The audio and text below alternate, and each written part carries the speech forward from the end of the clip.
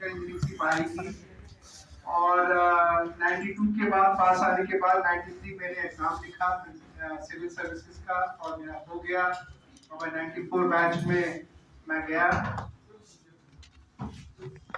94 batch में मैं मेरा एस में हुआ और मैं आंध्र प्रदेश चला गया।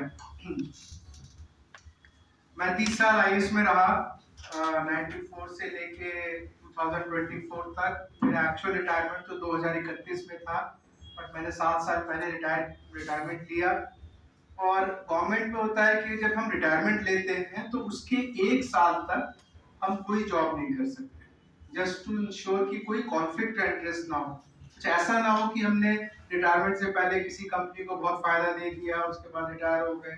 तो इसको इंश्योर करने के लिए कोई भी आदमी जब हम रिटायर करते हैं, चाहे किसी भी पोजीशन में हो गवर्नमेंट में, तो उसके 1 साल तक हम काम नहीं कर सकते।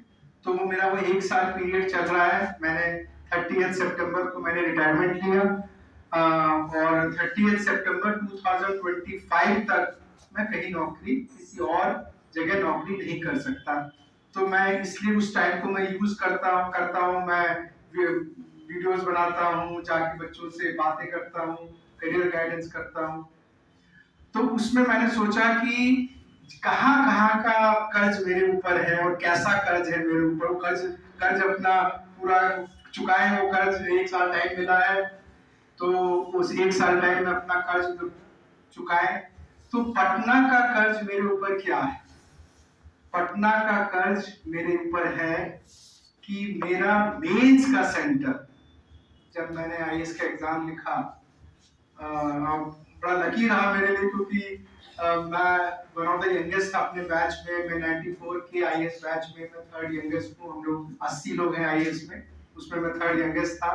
तो मेरा सेंटर था Lal Bahadur Shastri girls high school Gardanibagh, वो मेरा सेंटर था। उस सेंटर ने ही मुझे आईएएस बनाया। तो मुझे लगता था मुझे जाना चाहिए आईएएस बनने के बाद, फिर से मुझे वो अपने सेंटर को के पास जाना चाहिए, रहना चाहिए। पर 30 साल में कभी मैंने कभी छुट्टी नहीं ली। आया 2-3 बार पटना, तो ऑफिशियल कुछ ऊपर जब मैं स्वच्छ भारत में था तो पटना म्युनिसिपैलिटी देखने आया, ये करने आया, सुबह की फ्लाइट से आया, शाम को चला गया। तो मैं कभी 30 साल में मैं एक नाइट हॉल्ट भी मैंने नहीं किया पटना में। और फिर वो 30 साल में मैं आंध्र प्रदेश में रहा, तो आंध्र प्रदेश के बहुत सारे बच्चे मेरे पास आते थे। जब वहां चलता था, मैं आईआईटी से पढ़ा हुआ हूँ, मैं आईएएस में बहुत यंग बैच में आईएएस में यंग में आ गया।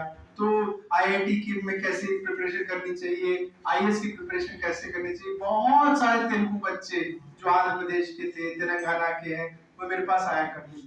बट मैंने पटना के किसी भी बच्चे को गाइडेंस नहीं दी। तो मुझे लगा कि अब 1 साल टाइम है, घूम रहे हैं, तो मुझे जाके अगर मैं पटना के बच्चों को मैं अपना माइंड बता सकूं और शायद उनका जितना मैं बताऊं उसमें 1-2 भी उनके काम आए, तो उनके काम आए तो वो उनका कम से कम मेरा तो मन हल्का होगा, मेरा तो खर्च कम होगा कि जहां से जिस जगह ने मुझे आईएएस बनाया उस जगह के बच्चों को, उस जगह को मैंने थ्रू उस जगह के बच्चों को वापस किया। यही कॉन्टेक्स्ट है, इसी कारण मैं आज यहाँ पर आया हूँ आप सबसे बात करने। तो आज का टॉपिक में 2 प्रेजेंटेशन करूंगा, फिर 2 प्रेजेंटेशन करने के बाद मैं जल्दी करूंगा। आई नो कि आप लोग बहुत जेन जी हैं, आप जनरेशन जेड हैं, जो बहुत हमेशा बहुत हरी में रहते हैं। तो मैं जल्दी करने की कोशिश करूंगा और उसके बाद किसी को कोई भी क्वेश्चन होगा तो क्वेश्चन हम लोग लेंगे।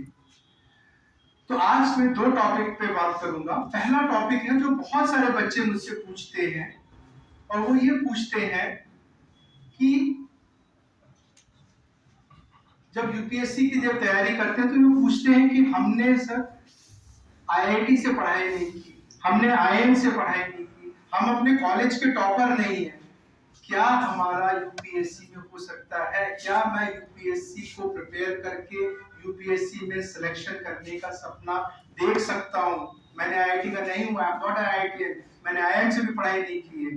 तो उसका आंसर है, मैंने अपने प्रोमो वीडियो में भी आप लोग को भेजा था, उसका है यस, यूपीएससी में आपका सिलेक्शन हो सकता है, चाहे आपने आईआईटी से नहीं पढ़ाई की हो, चाहे आपने आईआईएम से पढ़ाई नहीं की हो, चाहे आपने यूनिवर्सिटी के और अपने कॉलेज के आप टॉपर ना रहे हो, चाहे कुछ भी रहे हो आपका यूपीएससी में सिलेक्शन हो सकता है। और ऐसा मैं क्यों बोलता हूँ, किस बेसिस पे मैं ये बोलता हूँ?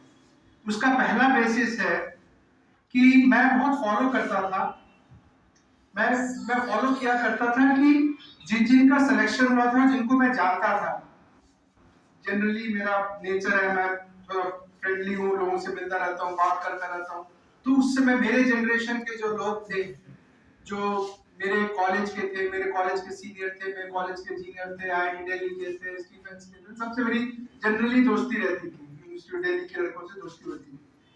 तो मैंने अपने सीनियर्स को और जूनियर्स को और अपने बैच वालों, जिनका सिलेक्शन हुआ, उन सबको मैंने उनके ग्रेजुएशन के पासिंग मार्क्स के बेसिस पे, ग्रेजुएशन के पासिंग मार्क्स के बेसिस पे मैंने उनको 4 ग्रुप में बांटा।